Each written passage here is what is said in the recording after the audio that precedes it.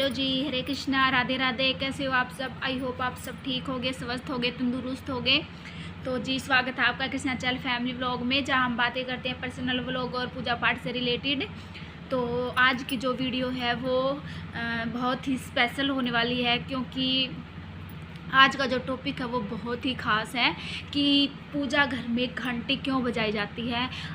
कभी आपने सोचा है कि पूजा घर में हम पूजा करते हैं, अर्चना करते हैं, तो घंटी क्यों बजाते हैं? उसका क्या विशेष महत्व क्या होता है और घंटी को कितनी बार बजाया जाता है?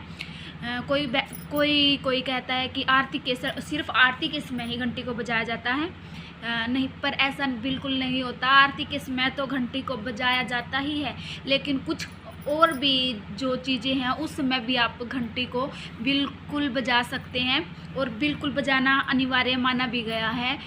तो शुरू करते हैं आज की वीडियो।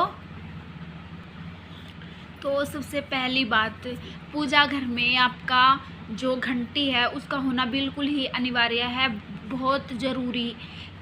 जो भी आपका पूजा घर होता है, जहाँ भी आप पूजा अर्चना करते हो, वहाँ पर घंटी होना बहुत ही आवश्यक है। और जो भी कोई मंदिर वगैरह होता है उसमें भी देखोगे आपकी घंटी घंटा ज़रूर लगा होता है, तो वो मंदिर में भी बहुत आवश्यक है।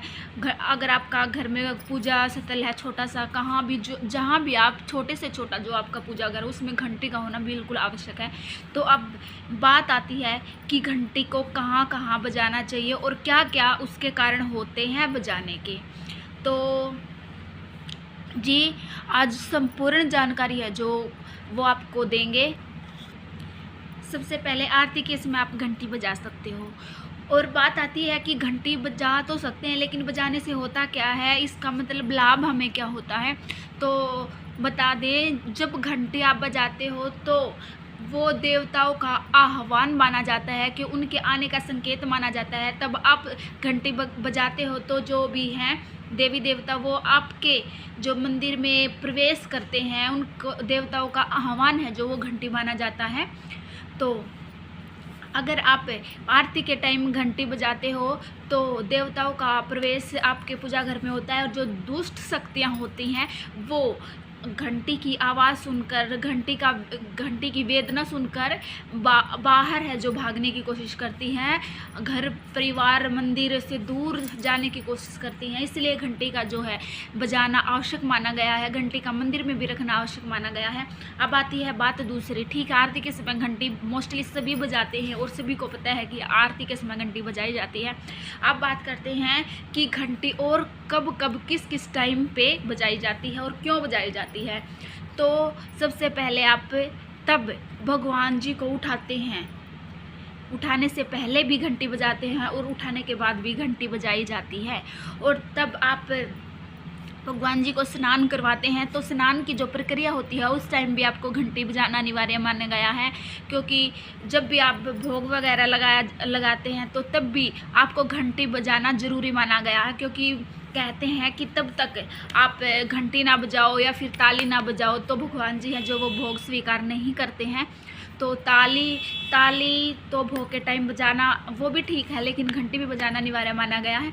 आपने वो जो लड्डू गोपाल जी की कहानी है, जो कृष्णा जी की कहानी है, वो सुनी होगी कि जब भगवान जी करते हैं तो व्रत वगैरह भगवान जी का होता है, फिर घंटी बज जाती है तो वो खाना खा लेते हैं। ये कहानी है जो थोड़ी लंबी वीडियो है, वो लंबी हो जाएगी तो मैं बीच में सुना नहीं सकती। कि टॉपिक अपना है कि घंटी किस वे में बजानी चाहिए, कितनी बार बजानी चाहिए और किस किस टाइम पे बजानी चाहिए। तो तब आप भोग लगाते हो, भोग लगाते टाइम आपको घंटी ज़रूर बजानी है, क्योंकि कहा गया है कि भगवान जी भोग तभी स्वीकार करते हैं तब आप उनके लिए घंटी बजाते हो, ताली बजाते हो। तो इसीलिए आप उस टाइम भी आप बिल्कुल घंटी बजा सकते हो। और जो घंटी जो पूजा घर में है, जो शंख बजाना भी मतलब बहुत ही शुभ माना गया है। तो कई बार क्या होता है कि जैसे जो शंख का जो वेदना होती है, शंख जो बजाते हैं वो महिलाओं के लिए वर्जित है, महिलाओं को बजाना नहीं बताया गया, वो महिलाओं के लिए बिल्कुल ही वर्जित किया गया। तो उस स्थिति में महिलाएं क्या करें? अगर पूजा पाठ महिलाएं करती हैं तो देखो, जो पहली बात तो शंख आजकल अवेलेबल होते नहीं है हर जगह, तो ये भी थोड़ी दिक्कत वाली बात हो जाती है कि वो हर जगह मतलब अवेलेबल नहीं हो पाते, वरना जो शंख बजाना होता है वो सबसे बेस्ट माना गया है पूजा के टाइम पे। तो अभी हम पूजा करते हैं, हमारे पास शंख नहीं है। और पहली बात, कोई स्त्री पूजा करती है, जो भी महिलाएं हैं वो पूजा करती है, उनके लिए शंख बजाना बहुत ही वर्जित किया गया है, उनको बजाने से मना करा गया है। तो उस स्थिति में जो है महिलाएं क्या करें, तो उस स्थिति में महिलाएं हैं जो वो घंटी का प्रयोग करें, घंटी बजाएं। शंख का और जो घंटी है वो एक ही कार्य करती है, लेकिन जो शंख है वो फिर भी सर्वश्रेष्ठ श्रेणी में आता है। लेकिन फिर अगर महिलाओं के लिए निषेध है वो चीज़, तो ज़रूरी नहीं है कि आप उसको करें। आप घंटी बजाइए, घंटी बजा सकते हैं।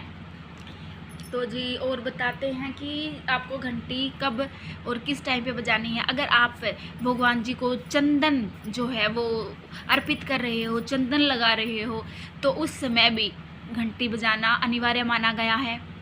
अगर आप उनको निवेदन कर रहे हो किसी चीज़ के बारे में, या फिर आप एक सिंपल सी बात मान लो, आप उनको भोजन करने का निवेदन कर रहे हो कि हे प्राणनाथ भोजन करिए, तो उस समय भी आपको घंटी बजाना है, जो वो बिल्कुल आवश्यक माना गया है। अगर आप दीप प्रज्वलित कर रहे हो, जला रहे हो, दीप जला रहे हो, तब भी आपको घंटी बजाना है, जो वो आवश्यक माना गया है। और अगर आप जो है धूप बत्ती है, जो आप उसके सामने धूप बत्ती खे रहे हो भगवान जी को, तब भी आपको जो है घंटी बजाना आवश्यक माना गया है। तो घंटी का जो महत्व है बहुत ही ज़्यादा है। मंदिर घर में आप घंटी को बिल्कुल एक आवश्यक जो चीज़ है वो मानी गई है। जब आप घंटी बजाते हो तो ये माना गया है कि हम भगवान जी को निवेदन कर रहे हैं कि आप हमारे पास आइए, हमारे पूजा घर में आइए। उनको का जो आवागमन है वो हम कर रहे हैं, और भगवान जी हमारे पास प्रवेश भी करते हैं। और जो दुष्ट शक्तियाँ होती है वो इस घंटी की आवाज़ सुनकर, जो है घंटी का जो वेदना सुनकर है, वो दुष्ट जो शक्तियाँ हैं, राक्षस जो शक्तियाँ हैं वो दूर चली जाती हैं, और जो पॉजिटिव शक्तियाँ हैं वो हमारे पास आ जाती हैं। तो जो घंटी है वो बहुत ही ज़रूरी आपके पूजा घर में होना है। यदि आप भगवान जी को आभूषण पहना रहे हो, मतलब उनको तैयार कर रहे हो, आभूषण पहना रहे हो, तब भी आपको घंटी बजाना अनिवार्य माना गया है। तो बात करते हैं अब पूरी चीज़ों को मिलाकर जो पूजा संपन्न होती है। तो पूजा को संपन्न करने के बाद घंटी बजाना अनिवार्य माना गया है। तब आप पूजा ख़त्म कर लेते हो तो घंटी बजाना अनिवार्य माना गया है। अगर आप देखा है आपने, अगर आप मंदिर में कहीं जाते हो बाहर, घर वाले मंदिर की मैं बात नहीं कर रही हूँ, अगर बाहर कहीं मंदिर है वहाँ आप जोत बत्ती धूप वगैरह करने जाते हो, तो वहाँ पे एक बड़ा घंटा लगा होता है बिल्कुल मुख्य द्वार पर, जहाँ से आप एंट्री अंदर करते हो, बिल्कुल मुख्य द्वार पर जो है वो घंटा लगा होता है। क्योंकि वहाँ बहुत सारे लोग आते हैं, इसलिए वहाँ बड़ा घंटा होता है। क्योंकि एक छोटी सी से तो कुछ होगा नहीं, ना ही आवाज़ आएगी नहीं, तो वो ऊपर बिल्कुल जो उनका जो मुख्य द्वार होता है उस पर लगा होता है, और तभी अंदर जाते हैं पूजा के लिए, तो वो घंटा बजा के जाते हैं। अब हर एक मंदिर में होता है, ये नहीं होता कि किसी में होगा किसी में नहीं होगा, बिल्कुल अनिवार्य है, हर एक मंदिर में होगा। और ये बात तो आ गई फिर आपके घर के मंदिर की।